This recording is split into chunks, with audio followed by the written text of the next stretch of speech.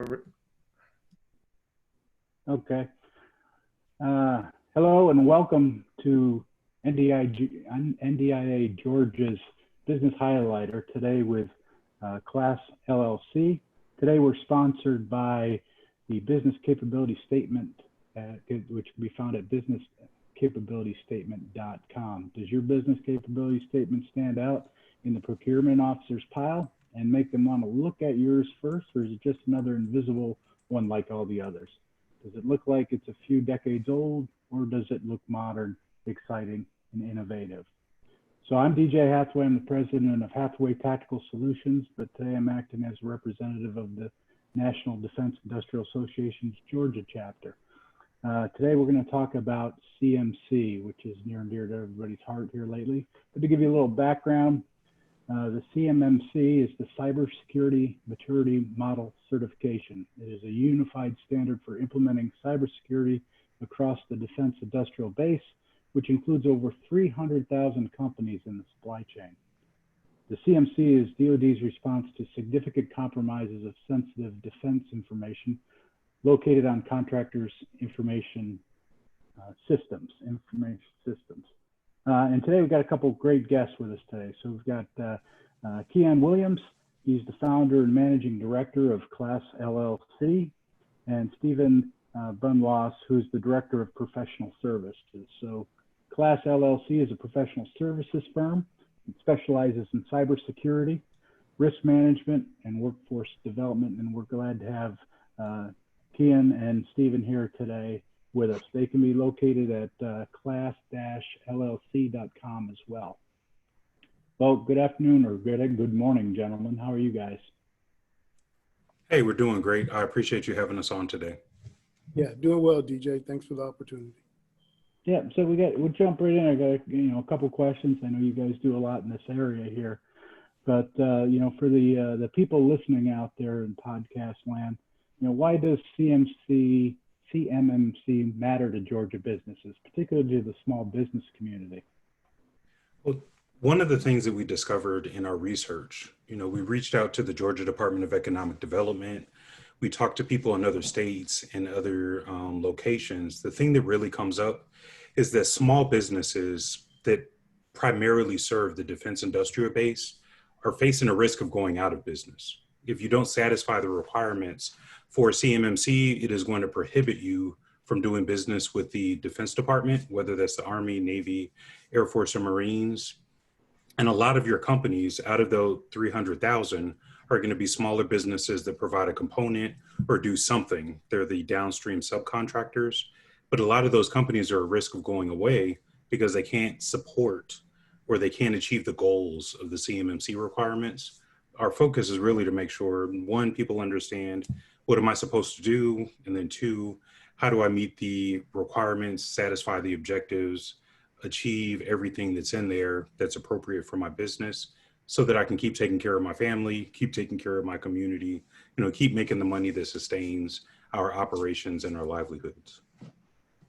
Is this a costly endeavor for these small business companies? I'm sure there's a significant time commitment with it as well, but financially for small businesses, what does that look like? Well, one of the things that comes up is scope. The cybersecurity maturity model certification has 5 levels. Some companies are going to be at level 1.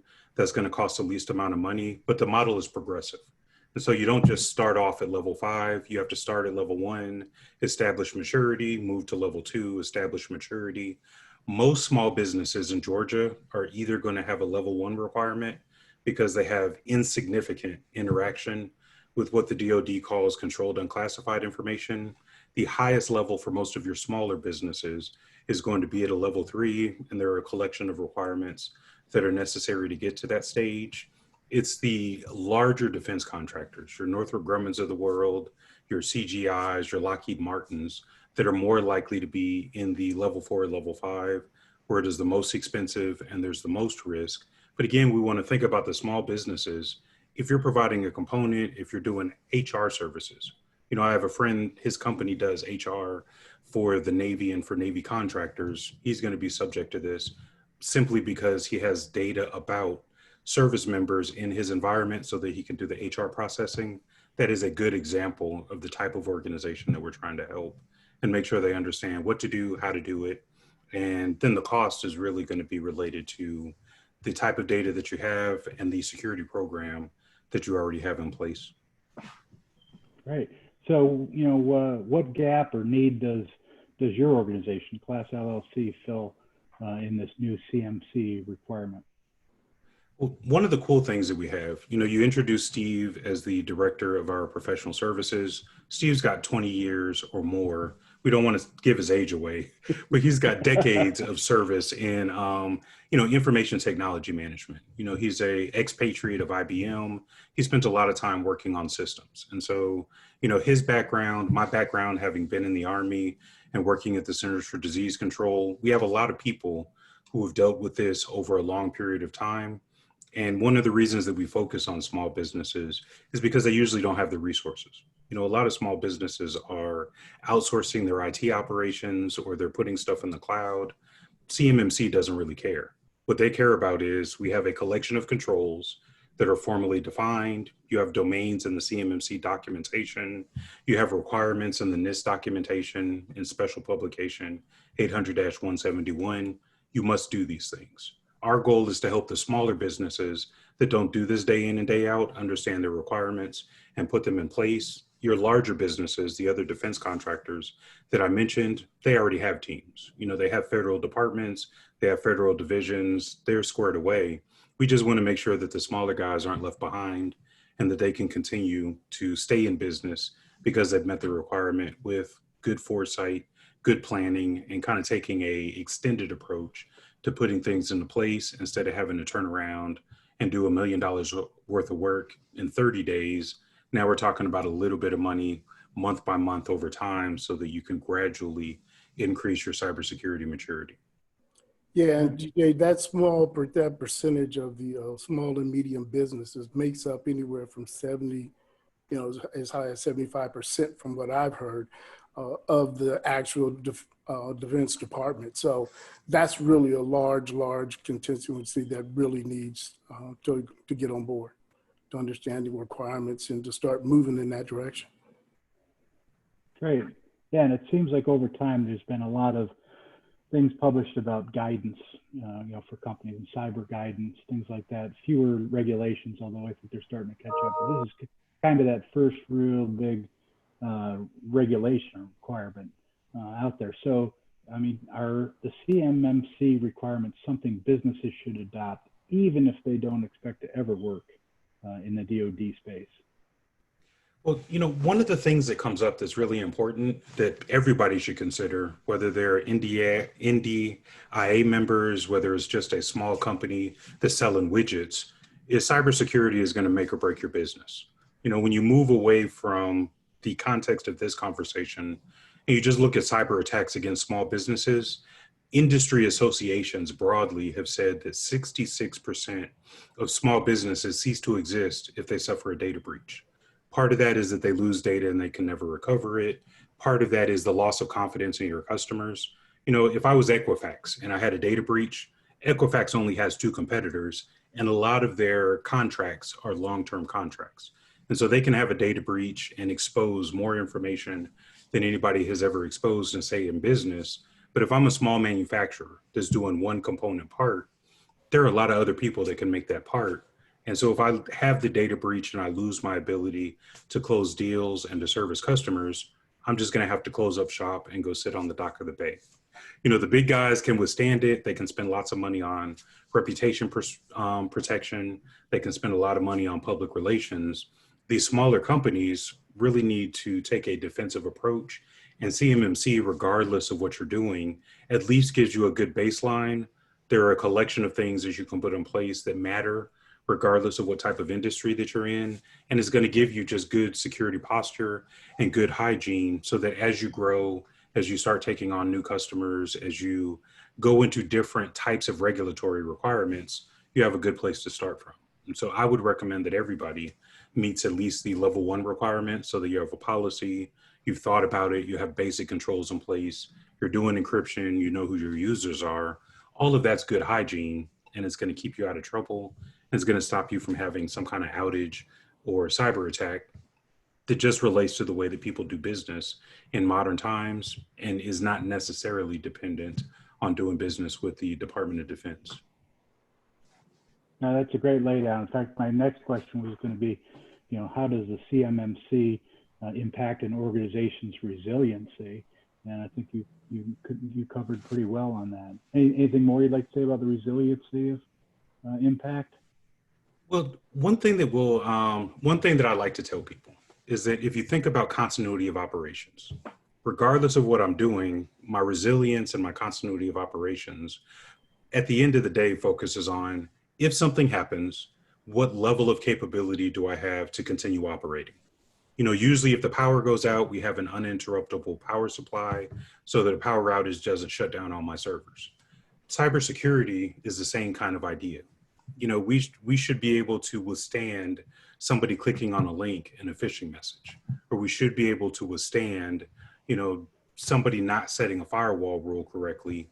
The value of CMMC is that it's not just looking at one specific control or one specific concern within the organization, but as you increase in the levels of maturity, it causes you to have a broad, comprehensive program. It allows you to have multiple layers of defense, and those multiple layers are what allows the organization to continue operating, even if you have ransomware, even if you have some kind of targeted cyber attack, or even if it's something as simple like for SANS, which is a security training provider. One person clicked on a phishing message, it affected 28,000 of their clients. You don't want to go out of business because one of your employees clicks on the wrong link in an email. You want to be able to contain that and keep operating and continue to stay in business because you have a plan for how to respond to that, how to be cyber resilient, and how to keep operating. Great. Yeah, and it's just kind of interesting too, that kind of my next question for you is, all good ideas that come out, have unintended consequences, things that we didn't expect for them. And of course, the intent of this, I think, is good, right? It's protect organizations, protect the government, and these sorts of things. But do you see any possible unintended consequences of CMMC implementation? Well, I think the biggest challenge is going to be that people are so focused on the standard that that's all they care about. You have the same thing with the payment card industry, data security standard, where, people said, hey, I'm PCI DSS compliant, I don't need to do anything else. CMMC as a maturity model is really just measuring the effectiveness of what you've done, and they're putting it on a scale to say, hey, you fit here on the scale, you can either go farther or you could be doing worse. The worst consequence that would be an outcome of this standard and these requirements is that people say, I am required to be CMMC level 1. Once I check all those boxes, I'm not doing anything else. The same thing happens. Steve has a great story that he tells in some of our conversations about his time at IBM. They had a objective to reduce costs, so they consolidated their manufacturing for hard drives into one location. That one location has rain leads to flooding, and now I can't get hard drives. And so I'll kind of hand it over to Steve. He tells the story much better than I do, but the idea as you're listening to the story is what happens when people are so focused on just checking the box and not thinking about the big picture. Yeah, and it would basically boil down to, it wasn't just really involving IBM, it involved the entire world. Everybody's supply chain was affected because those drives were no longer available. Again, big hurricane, typhoon happened in, I think it was Thailand, somewhere around that particular area. And it just knocked out 80% of the drives that were being manufactured, the Seagates, all those drives and stuff.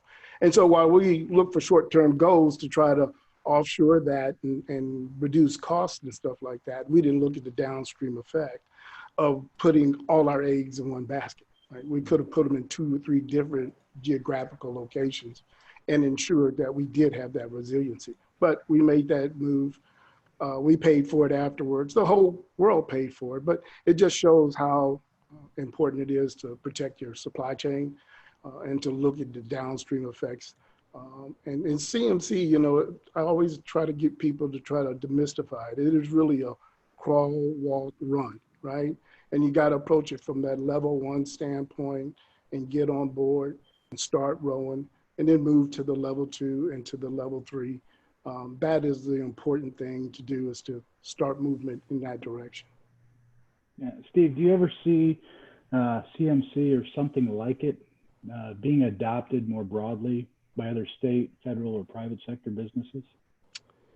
Yeah, I kind of see, you know, this whole thing is like the tip of the iceberg, to be quite honest with you. The DOD is spotlighting it, saying, hey, look, we can no longer have our national interests undermined by people getting access to our information from our supply chain. And so that in itself says that, you know, they're going to really focus on trying to ensure that we don't get, you know, past that particular period. So I would turn it over to Keyaan on that particular one to get some of his insight as well.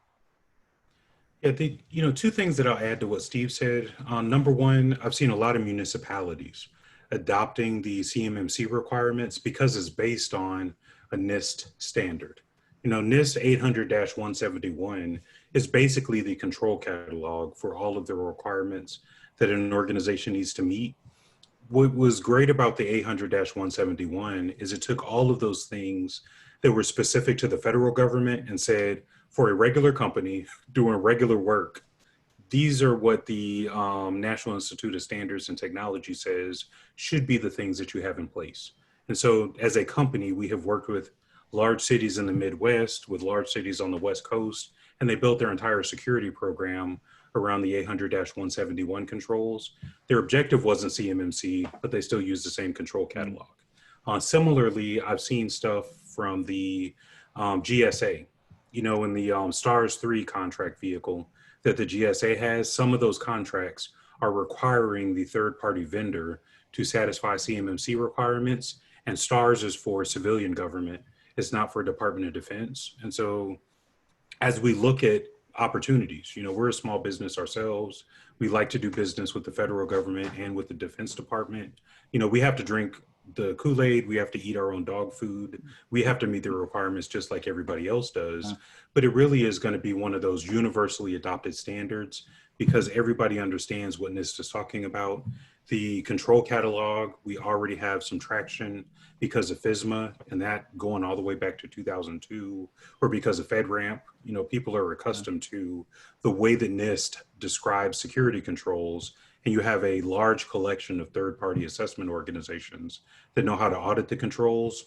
So it's not a huge leap to think that we're going to go from this is a DoD requirement to this is a requirement for anybody who wants to do business with the US government to if you want to deal with the Department of Defense, with the federal government, or with state governments, eventually everybody's going to have to meet the same minimum baseline of controls, the same minimum baseline of maturity, because it makes a difference in the resilience of the organizations.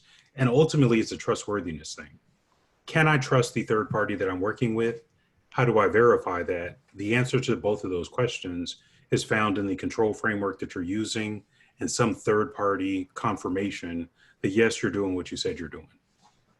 Yeah, I agree with you. And the one thing I think is interesting that we haven't discussed would be just the impact that insurance companies are going to have. I think, like you say, you know, the cyber threat is growing exponentially, right? And so most companies are going to face it at some point, and you know, their survivability at stake.